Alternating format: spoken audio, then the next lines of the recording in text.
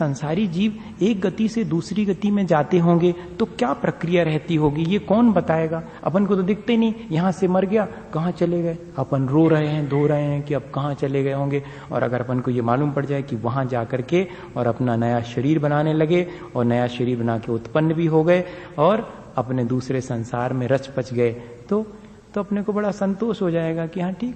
लेकिन इतना ज्ञान है ही नहीं अपने पास में, तो थोड़ा सा ज्ञान आचार्य भगवंत दे रहे हैं कि जब अपन ट्रांस माइग्रेट करके एक गति से दूसरी गति में जाते हैं तो क्या स्थिति बनती है। विग्रह गतौ कर्म योगा, जब हम विग्रह गति में, विग्रह गति उसे कहते हैं देह के बनाने के लिए जो गति की जाए उसे विग्रह गति कहते हैं। एक अर्थ है, विग्रह का मतलब है देह, और नई देह के बनाने के लिए जो गति की जाती है उसे विग्रह गति कहते हैं। और देह, विग्रह का मतलब है मोड़ा, कर्व, फोल्ड। दूसरा अर्थ ये भी है, पहला अर्थ क्या है, विग्रह के मायने देह, दूसरा अर्थ है मोड़ा। तो जो मोड़े वाली गति है, जब कोई एक जीव एक जगह से मरण को प्राप्त होकर दूसरी जगह जन्म लेने जाता है, तब वो यदि मोड़ा लेके जाता है तो उसे विग्रह गति कहते हैं। ये भी एक अर्थ विग्रह गति का। और विग्रह गति में कारमान का योग बना रहता है।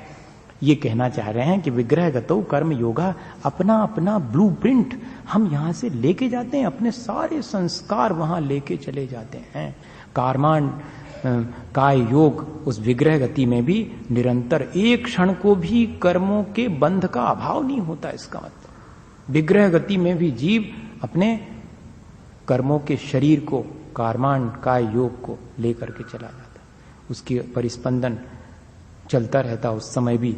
और अनुश्रेणी गति, अब देखो अगर वो जाएगा तो ऐसा वैसा नहीं जाएगा, टेढ़ा मेढ़ा नहीं जाएगा। अगर यहां से मरण करके उसको यहां जाना है तो ऐसे भी नहीं जाएगा। अनुश्रेणी गति, आकाश में जिस तरह की श्रेणी, पंक्ति को श्रेणी बोलते हैं, आकाश में प्रदेशों की पंक्ति बनी हुई है, जैसे कि पाथ बना हुआ रहता है। अपन को लगता है कि जहाज कहीं से भी चले जाते हैं आकाश में, नहीं, उनका अपना वहां से इंडिकेशन है, इस तरफ से ऐसे जाएंगे वहां पहुंचने के लिए, एरोप्लेन का। इसी तरह से जब यहां पहुंचना है और यहां से अगर मरण करके जाएगा तो पहले 90 डिग्री सीधे, फिर यहां जाएगा, ऐसे नहीं जाएगा, एक मोड़ा लेकर के फिर 90 वर्टिकल।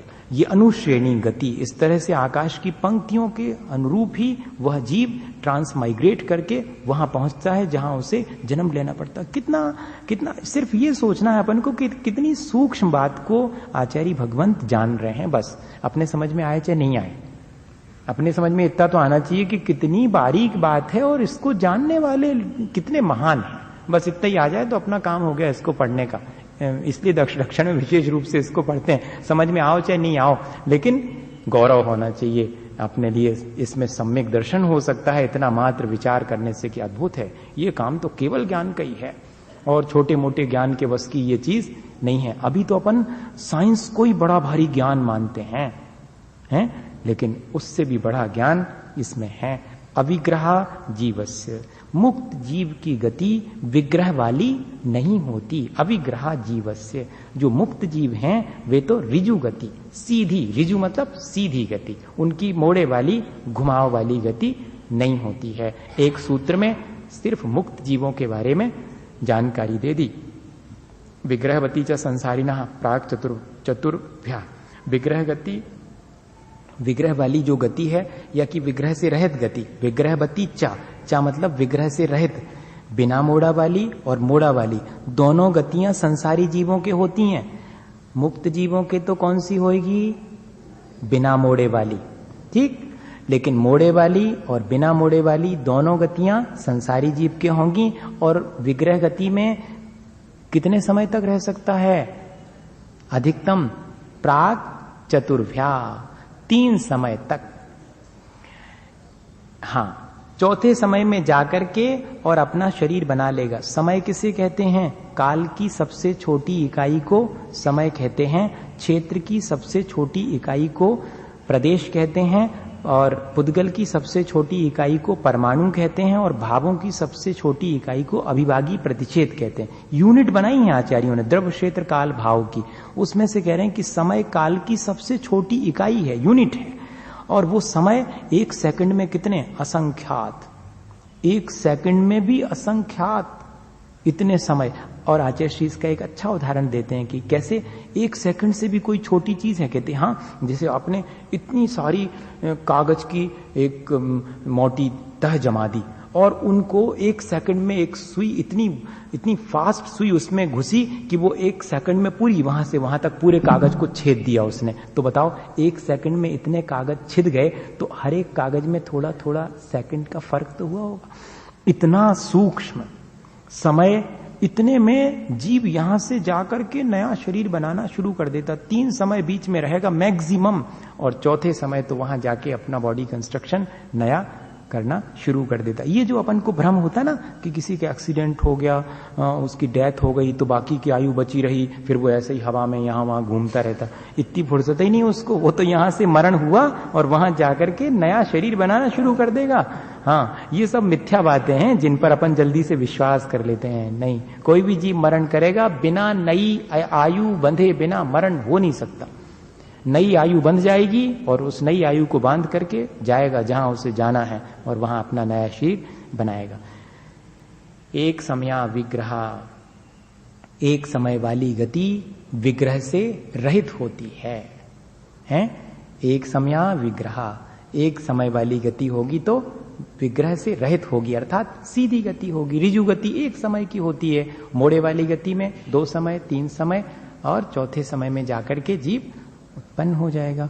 1 2 3 वा अनाहार कहा। विग्रह गति में 1 समय 2 समय और 3 समय तक जीव अनाहारक रहता है, अर्थात अपने इस मोर्टल बॉडी, अपने इस भौतिक शरीर के लिए कोई भी वर्गणाएं ग्रहण नहीं करता, आहार इत्यादि ग्रहण नहीं करता, इसलिए उसको अनाहारक कहते हैं। वो 1 समय 2 समय मैक्सिमम 3 समय, चौथे समय तो आहार ग्रहण करेगा। आहार का मतलब ऐसा नहीं समझना कि दाल रोटी खा रहे हो, हाँ, नहीं तो आप उसको आहार समझो। आहार का मतलब अपने शरीर को बनाने के लिए और वो वातावरण से जो भी ग्रहण करता है वो सब आहार कहलाता है। इस तरह से ये आहारक कहलाने लगता है। इतनी चर्चा जो है दे दी ट्रांसमाइग्रेशन के बारे में।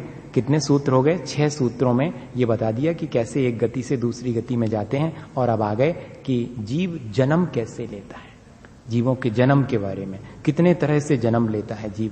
सम्मूर्छन गर्भोपपादा जन्म, 3 तरह से संसारी जीवों के जन्म होते हैं। सम्मूर्छन जन्म होता है, या गर्भ जन्म होता है, या कि उपपाद जन्म होता है। अब सम्मूर्छन जन्म किसे कहते हैं? जब बिना किसी माता पिता की मदद के और वातावरण से अपने शरीर के योग सामग्री इकट्ठी करके कोई जीव जन्म लेता है, उस सबको सम्मूर्छन जन्म कहते हैं। आज की भाषा में उसे स्पॉन्टेनियस जनरेशन कहते हैं। विदाउट कपलिंग, बिना किसी संयोग के माता पिता के और वातावरण में ही जो जीव राशि जन्म ले लेती है वो कहलाता है सम्मूर्छन जन्म। गर्भ जन्म किसे कहते हैं? आफ्टर कपलिंग, जब माता पिता के संयोग से जो माँ के पेट में अपन जन्म लेते हैं वो कहलाएगा गर्भ जन्म। उसके भी भेद प्रभेद दिए हैं, इतना सब जानते हैं वो कि कैसे, और इसमें भी भेद प्रभेद देंगे। सम्मूर्छन जन्म तो एक ही प्रकार का होता है, गर्भ जन्म के और भी भेद हैं। उपपाद जन्म ऐसा होता है कि एक स्थान विशेष पर और वहां जाकर के जीव अंतर मुहूर्त के अंदर अपना पूरा शरीर बना करके और युवक होकर के उत्पन्न होता है, वो उपपाद जन्म। बड़ा मैरेकुलस लगेगा ये कि एकदम एक स्थान विशेष है जहां गए और अंतर मुहूर्त में, माने बिफोर 48 मिनट्स, उसके पहले पहले और अपना पूरा बॉडी कंस्ट्रक्ट कर ली। 16 साल की जितनी उम्र का उतना, और वैसा शरीर, और विद ऑर्नामेंटेशन। देवों में विद ऑर्नामेंटेशन और नारकी जीवों में naked, without any ornamentation, without cloth, सब ऐसे वहां पर उत्पन्न हो जाते हैं। ये कहलाता उपपाद जन्म। ये सिर्फ देव और नारकी जीवों के ही होता है। इस तरह 3 प्रकार का जन्म हो गया। सचित शीत संव्रता सेतरा मिश्राश्चैक सस्तद्योनयः, ये जो है उनके बर्थ प्लेस, योनि मतलब बर्थ प्लेस, जन्म का स्थान, जहां की जीव जन्म लेता है वो स्थान किस तरह का हो सकता है? 9 तरह का हो सकता है, जिसमें कह रहे हैं कि सचित, जीव से युक्त स्थान पर भी जन्म ले सकता है, शीतल स्थान पर ले सकता है, सचित का उल्टा भी कर लो, सचित स्थान है अर्थात जीव से युक्त स्थान पर भी जीव जन्म लेता है, और अचित स्थान ऐसे जहां कोई जीव राशि नहीं, वहां पर भी वो अपना उत्पत्ति स्थान बना सकता है। ठंडे में उत्पत्ति, कुछ जीव हैं जो ठंडे में उत्पन्न होते हैं, कुछ जीव है जो गर्म जगह में उत्पन्न होते हैं, तो शीत और उष्ण दोनों उत्पत्ति स्थान है। कुछ जो है वो कवर, अपन सब लोग जन्म लेते हैं तो कवर्ड समृत है, अपना जो जन्म लेने का स्थान है ढका हुआ है। कुछ जीव हैं जो कि ऐसे ओपन क्लाइमेट में जो है और उत्पन्न हो जाते हैं इस तरह से, तो वो विव्रत कहलाएगा, समृत और विव्रत। और फिर इनसे मिला जुला, मतलब सचित्ताचित्त, शीतोष्ण और समृत विव्रत, थोड़ा ठंडा गर्म, या कि सचित भी और अचित भी, और या कि ढका और आधा खुला भी है, इस तरह के। तो तीन तीन हो गए, कैसे? सचित, शीत और समृत, ये तीन हो गए।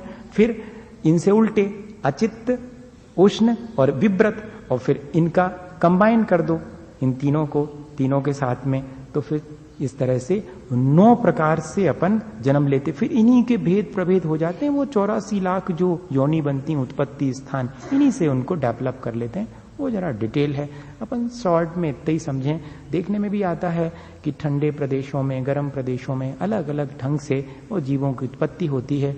एक मुनि महाराज होते हैं जो बड़े बड़े संघों में पहले हुआ करते थे, उनको प्रज्ञा श्रमण कहते हैं। उनकी परिभाषा दी है कि वे जानते हैं कि कहाँ जीवों के उत्पत्ति स्थान हो सकते हैं। सारा संघ उन्हीं से पूछ करके लघु शंका और दीर्घ शंका, यहाँ तक कि नाक का मल निकालना है तो उनसे पूछ के जाता है कि कहाँ डालें इसको, नाक के मल को, जहाँ कम से कम जीव राशि हो। वो जानते हैं, इतना सूक्ष्म उनके लिए, माने वो कहना चाहिए जूलॉजिस्ट हैं वो एक तरह से।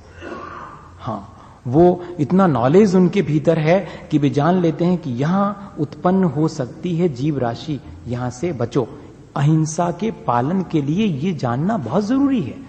इन चीजों को जान करके हम अपने जीवन में अहिंसा का पालन करें। अगर हमें जीवों की उत्पत्ति स्थान नहीं मालूम होंगे तो हम तो उनको डिस्ट्रॉय कर देंगे और अपन अज्ञानता में और व्यर्थ में पाप कमा लेंगे। तो ये सब जानना इसलिए भी आवश्यक है ताकि हमारे भीतर इनसे बचने का भाव आ सके।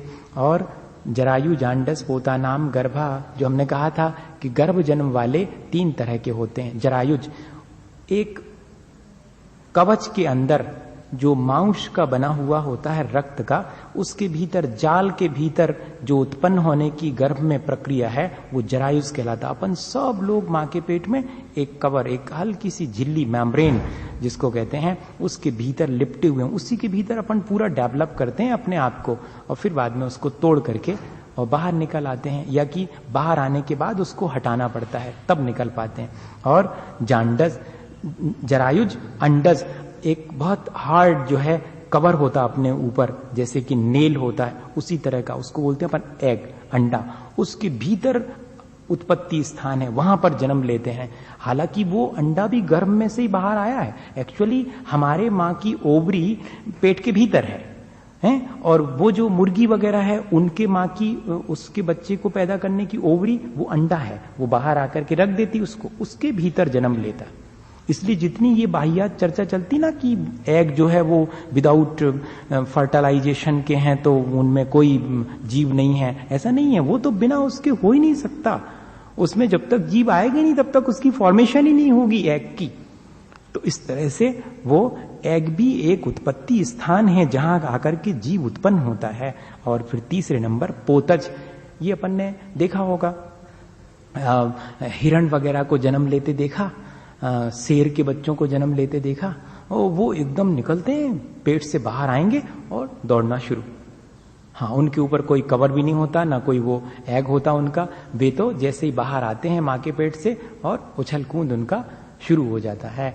वो कहलाते हैं पोतज जन्म वाले। इस तरह से तीनों गर्भ जन्म वाले जीव हैं, इनके भेद प्रभेद हैं। देवनार का नाम उपपादा, अपन पहले ही कह चुके कि देव और नार की जीव सिर्फ उपपाद जन्म वाले ही होते हैं। शेषानाम सम्मूर्छनम, सम्मूर्छन जीवों का बहुत बड़ा क्षेत्र है। बाकी सब जीव जो उपपाद जन्म वाले उनको छोड़ दो, जो गर्भ जन्म वाले उनको छोड़ दो, बाकी जितने बचे सब सम्मूर्छन है, स्पॉन्टेनियस जनरेशन है। एक इंद्री से लेकर के असंगी पंचेंद्री तक तो सब सम्मूर्छन ही जन्म वाले हैं। इतना सम्मूर्छन जीवों का एरिया है, उन्हीं का तो सबसे ज्यादा घात होता है। और उसको उतनी हिंसा नहीं मानते जितनी कि गर्भ जन्म वाले को आपने घात कर दिया। संगी पंचेंद्री का घात करना इसलिए ज्यादा क्योंकि उसने कितना डेवलप कर लिया अपने आप को और फिर आपने उसको किल कर दिया, तो वो बहुत ज्यादा हिंसा का काम है। इस तरह से इसको जानने से अपन हिंसा और अहिंसा का विवेक कर सकते हैं। भैया अब रह गया कि हमारे अपने लिए जो शरीर मिलते हैं, देखो कितना डिटेल्ड हो गया, भेद प्रभेद भी पढ़ लिए, ट्रांसमाइग्रेट करेंगे तो कैसे वहां जाएंगे, फिर हम कैसे जन्म लेंगे, जीव कैसे जन्म लेता है, फिर जीव को बॉडी कितने तरह की मिल सकती, शरीर का माने नॉमेनक्लेचर क्या है, इस सब के बारे में डिटेल कह रहे हैं। औदारिक वेक्रिय आहारक तेजस कार्मणानी शरीरानी परम सूक्ष्मम प्रदेश तो संख्य गुणम प्राग तेज सात अनंत गुणे परे अप्रतिघाते अनादि संबंधे चा सर्वस्य तदा दीनी भाज्यानि युगपदे कस्मिन्ना चतुर्भ्या निरुपभोगमंत्यम। ये इतने सूत्र जो है वो काहे के लिए हैं? शरीर के संरचना के बारे में बताने के वाले हैं। 5 प्रकार के शरीर होते हैं, औदारिक वेक्रियक आहारक तेजस और कार्माण शरीर। ये क्रम से परम आगे के मतलब औदारिक से वेक्रियक से आहारक से तेजस से कार्माण शरीर क्रम से सूक्ष्म होते चले जाते हैं। प्रदेश की अपेक्षा से असंख्य गुणम प्राग तेज सात, तेजस शरीर से पहले वाले में प्रदेशों की संख्या तो बढ़ती चली जाती लेकिन डेंसिटी बहुत अधिक होती चली जाती है, हैं? ये औदारिक शरीर से सूक्ष्म है वैक्रियक शरीर, लेकिन उसमें प्रदेशों की संख्या बहुत है। जैसे कि एक रुई को 1 किलो रुई इतनी सारी, लेकिन 1 किलो का लोहे का टुकड़ा उसके इस तरफ चढ़ा है, वो इतना छोटा सा, कितनी छोटी जगह घेर रहा है, लेकिन वो उससे ज्यादा कॉम्पैक्ट है। तो ऐसी कॉम्पैक्टनेस जो है औदारिक से वैक्रियक में बढ़ती जाती, जबकि प्रदेश भी बढ़ गए हैं उसमें और कॉम्पैक्टनेस भी बढ़ गई। तो औदारिक से वैक्रियक से आहारक, ये बहुत सूक्ष्म है। पर प्रदेशों की संख्या, प्रदेश मतलब एक परमाणु आकाश में एक समय में जितनी दूरी तय करे उसे एक प्रदेश कहते हैं, स्पेस पॉइंट। ये परिभाषाएं भी दी हैं आचार्यों ने। हाँ, ऐसा नहीं समझना कि ऐसे ही कह दिया। प्रदेश किसे कहेंगे? प्रदेश का मतलब मध्य प्रदेश और उत्तर प्रदेश और राजस्थान नहीं। हाँ, प्रदेश के मायने हैं परमाणु धीमी गति से आकाश में एक समय में जितनी दूर चले उतना प्रदेश, या एक परमाणु जितने एरिया को, मैंने गलत बोल दिया, वेरी सॉरी, एक परमाणु जितने स्थान को घेरे उसे प्रदेश कहते हैं, और एक प्रदेश से दूसरे प्रदेश में जितनी देर में पहुंचे उसे एक समय कहते हैं। मैंने पहले बिल्कुल गलत बोल दिया, वो पता नहीं कैसे हो गया, सॉरी। तो इस तरह से समय और प्रदेश, इनकी भी परिभाषाएं आचार्यों ने बनाई हैं। ये क्रम से सूक्ष्म होते चले जाते हैं, लेकिन इनमें प्रदेशों की संख्या बढ़ती चली जाती है। कहां तक? तेजस शरीर तक, प्राग तेजसात, तेजस शरीर से पहले अनंत गुणे परे, लेकिन असंख्यात नहीं, अब अनंत गुणे होते चले जाएंगे। तेजस और माने जो आहारक है, आहार से अनंत गुणे तेजस, तेजस से अनंत गुणे प्रदेश, कार्माण शरीर के इस तरह से अप्रतिघाते। और जो आखिरी के 2 हैं तेजस और कार्माण, वो प्रतिघात को प्राप्त नहीं होते, अर्थात किसी से रुकते नहीं हैं, किसी से बाधित भी नहीं होते, किसी को बाधा भी नहीं देते हैं। अपने भीतर जो कर्म है वो अपन को दिखाई पड़ते क्या? जब अपन एक गति से दूसरी गति में जाते हैं तो कोई नहीं रोक सकता, वज्र कपाट भी नहीं रोक सकते, उसमें से निकल करके चला जाएगा। हाँ, और ये जो एक बात और आती ना, वो भी बिल्कुल उसमें साइंस नहीं है, भूल जाओ उस चीज को। ना ऐसा उदाहरण देना कि एक व्यक्ति ने ऐसा एक प्रयोग किया कि डेड बॉडी को एक ग्लास कास्केट के अंदर पैक कर दिया बिल्कुल पूरा, जब उसके प्राण निकले तो वो चटक गया।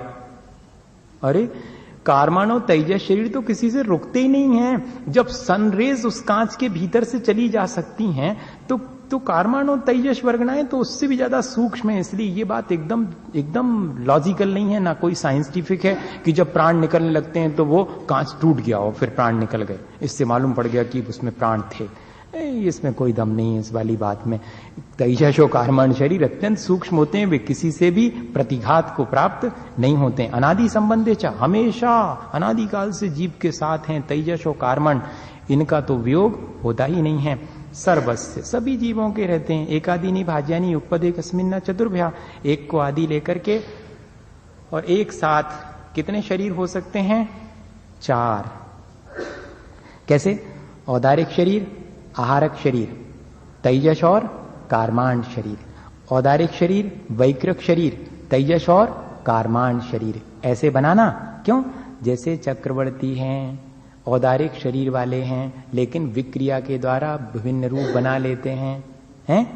तेजस कार्मण शरीर तो है ही। जैसे मुनि महाराज जी हैं, मुनि महाराज जी औदारिक शरीर वाले तो हैं ही, कार्मण और तेजस शरीर भी हैं, तीन तो हैं ही। जब उन्होंने आहारक रिद्धि प्राप्त कर ली तो आहारक पुतला निकल करके केवली भगवान तक गया और वहां से वापस आ गया। ये चौथा शरीर हो गया उनके पास में। इसी तरह तेजस रिद्धि हो जावे तो तेजस शरीर निकलता है, तो उनके भी 4 शरीर मैक्सिमम बन जाएंगे। निरुपभोगम अंत्यम, इस तरह अंत के शरीर का उपभोग नहीं होता, उपभोग से वो रहित हैं। इतना ही इसके बारे में जानकारी पर्याप्त है। अब जो है कितने सूत्र रह गए? गर्भ सम्मूर्छनज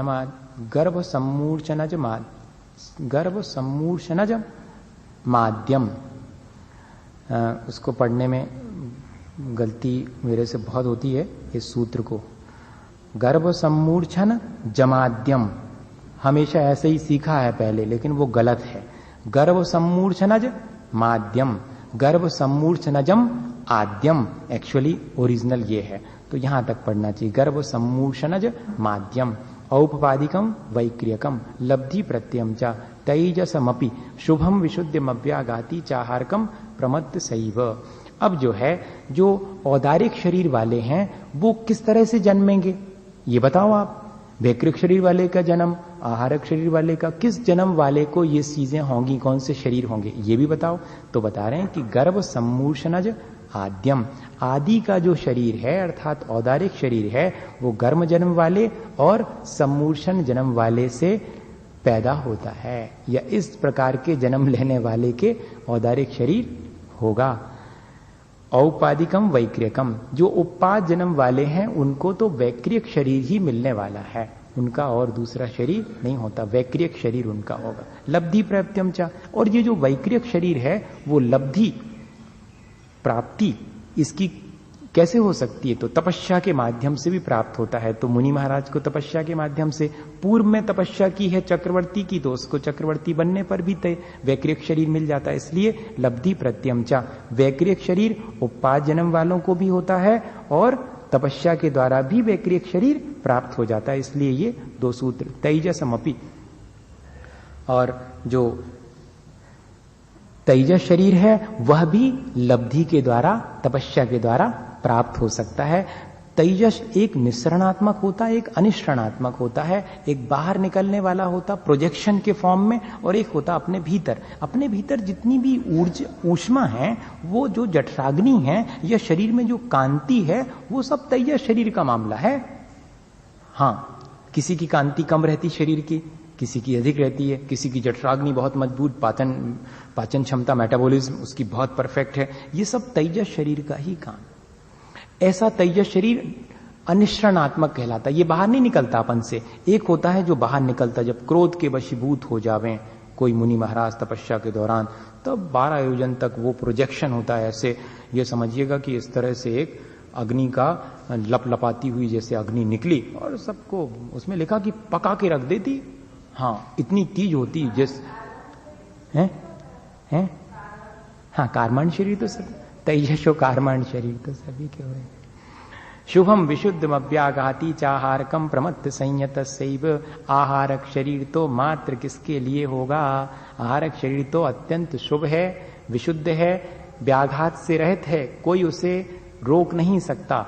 और प्रमत्त संयत मुनि महाराज के ही आहारक शरीर होता और किसी के नहीं होता। नारक सम्मूष्णो न पुंसकानि न देवाः शेषा स्त्री वेदा। आपने सारी बातें कह दी, लेकिन इन जन्म वालों के स्त्री पुरुष और नपुंसक का भेद कैसा होता ये भी तो बताओ। सब हो गया लगभग सारी चर्चा, इतनी बात और रह गई।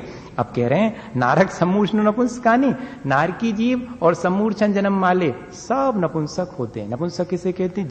जिसके अंदर स्त्री पुरुष दोनों की आकांक्षा होती, हाँ, उसे नपुंसक कहेंगे। और जिसके अंदर पुरुष की आकांक्षा है वो स्त्री वेद वाला, और जिसके भीतर स्त्री की आकांक्षा है वो पुरुष वेद वाला। ये सामान्य सी परिभाषा है। दूसरी परिभाषा भी बनाई है कि जिसके अंदर स्त्रीत्व जैसे गुण होते हैं, पुरुषत्व जैसे गुण होते हैं, या दोनों के मिले जुले गुण होते हैं। ये भी परिभाषा आचार्यों ने बनाई है जिसमें समझ में आवे। लेकिन अपन लोग को ऐसी फीलिंग तो होती है कि नहीं होती? जब मैं कभी ऐसा नहीं कहूंगा कि मैं खाती हूं, मैं नहीं कहूंगा, क्योंकि पुरुष हूं, पुरुष वेद का अनुभव कर रहा हूं। और मां लोग कहेंगी तो मैं खाती हूं, मैं जाती हूं। ये किस चीज की फीलिंग है? अपने स्त्री पने की फीलिंग है, अपने पुरुष पने की। ये कौन करता है? ये वेद कहलाता है, इसे ही लिंग कहते हैं। तो कह रहे हैं कि नरक के सभी जीव कैसा फील करते हैं? नपुंसक पने का। और सम्मूर्छन जन्म वाले सब नपुंसक ही होते हैं। न देवाहा, देवों में नपुंसक वेद नहीं होता, मात्र स्त्री और पुरुष, देवियां और देव दो ही रहेंगे। और शेषास्त्री वेदा, बाकी जितने बचे उन सब में तीनों प्रकार की फीलिंग रहेंगी, तीनों प्रकार के वेद रहेंगे। इस तरह से सारा हो गया सूत्र। एक और बाकी बचा, पूरा हो गया। औपादिक चर्मोत्तम देहा संख्ये वर्षायुषो न पवर्ति आयुषः। अब आपने जन्म जन्म की और भेद प्रभेद और सब बातें बता दी, कछु मरण की भी तो बताओ। आचार्य महाराज से कह दिया तो आचार्य महाराज कहते कि मरण का हिसाब किताब भी बताए देते हैं। कौन कौन का मरण बिना समय आए हुए हो जाता है और किस किस का मरण अपने समय पूरा होने पर ही होता है। अब इसमें झगड़ा नहीं करना।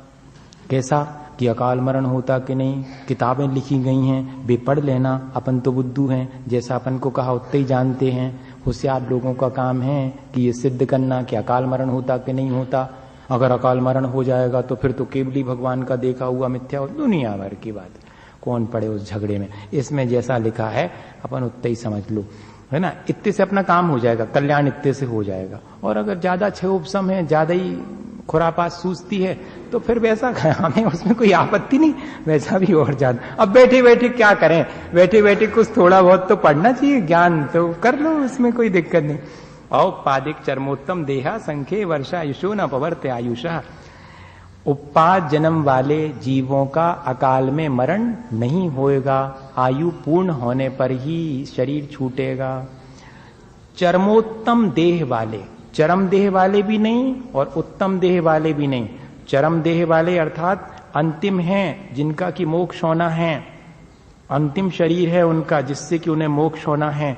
अकेले इससे काम नहीं चलेगा, या कि नारायण इत्यादि जो महापुरुष हैं, सलाह का पुरुष, उनके जैसा उत्तम शरीर मिल गया है इसलिए आपका अकाल मरण नहीं होगा, ऐसा नहीं है। चरमोत्तम देहा, चरम शरीर भी है और उत्तम शरीर भी है। कौन है वे? तीर्थंकर एकमात्र। हाँ, चरम और उत्तम देह को धारण करने वाले जो तीर्थंकर हैं उनके भी अकाल में मरण नहीं होगा। और जो असंख्यात वर्ष वाले भोग भूमि के जीव हैं, 1 पल्ल 2 पल्ल 3 पल्ल की आयु वाले हैं, उनके भी अकाल मरण नहीं होगा। इसके अलावा सब जीवों के अकाल मरण संभव है। अकाल मरण किसे कहते हैं? बाह्य में विष भक्षण से, शस्त्र के आघात से, किसी एक्सीडेंट से, श्वास के अवरोध हो जाने से, हार्ट अटैक या हार्ट फेल हो जाने से, या अनीति करने से उत्पन्न भय के द्वारा जो मरण होता है वह सब अकाल मरण है। बाह्य निमित्त सापेक्ष मरण को अकाल मरण कहते हैं, और बाह्य कोई निमित्त नहीं मिला और मरण हो गया तो वो सकाल मरण कहलाता है। आचार्य भगवंतों ने तो इतनी ही परिभाषा दी। तत्वार्थ राज वार्तिक में अकलंक स्वामी कहते हैं कि हम ऑक्सीजन इत्यादि बाहर से दे करके, औषधि का उपचार करके व्यक्ति के अकाल मरण को रोक सकते हैं। यहां तक उन्होंने रस रसायन के द्वारा अकाल मरण को टाला जा सकता है, ऐसी तक बात लिखी है। इससे मालूम पड़ता है कि सकाल और अकाल दोनों तरह का मरण होता है। इन जीवों का जो 5 जन्म वाले हैं, चरम और उत्तम देह को धारण करने वाले हैं और असंख्यात वर्ष की आयु वाले हैं, उनके तो अकाल में मरण नहीं होगा। बाकी सब जीवों के अकाल में मरण हो सकता है। इसलिए किसी के भी मरण में कारण बनने से बचना चाहिए। यह सोच करके कि जिसकी आयु आ जाएगी सो वो मर जाएगा, हम कौन होते हैं, हम तो छत पे से धक्का भी दे दे में न मन हुई है तो का मर हैं, तो भैया धक्का नहीं दियो, कोई खिलाने जाए कह रहे हम, उसको जब मरना सो मरेगा। आप क्यों उसके लिए उपाय कर रहे हो? क्योंकि सुख दुख जीवित मरणोपग्रहाश्च, आगे आएगा सूत्र। हम दूसरे के सुख दुख में जन्म मरण में निमित्त बन सकते हैं, इसलिए कृपा करके दूसरे के सुख दुख में जन्म मरण में निमित्त बनने से बचना चाहिए। सुख दुख होगा सो उसके कर्मों से होगा, जन्म मरण होगा सो उसके आयु के वशीभूत है, लेकिन हम उसमें निमित्त ना बने। इतना ही इसको जानने का, इसमें ज्ञान का अपन को उपयोग करना चाहिए, उलझना नहीं चाहिए। अपन को क्या सीखने की बात है मुख्य, कि भैया अपन मरण भी इस जीव का हो सकता है, समय से पहले भी हो सकता है, इसलिए अपने निमित्त से किसी का भी घात ना हो, नहीं तो अपना ही अहित है, ऐसा विचार करके और अहिंसा का उपदेश देना चाहिए। दूसरा अध्याय अहिंसा का उपदेश देने वाला है। मिथ्यातम नाश वेखो ज्ञान के प्रकाश वेखो, आपा पर भास वेखो, भानु सेवकानी है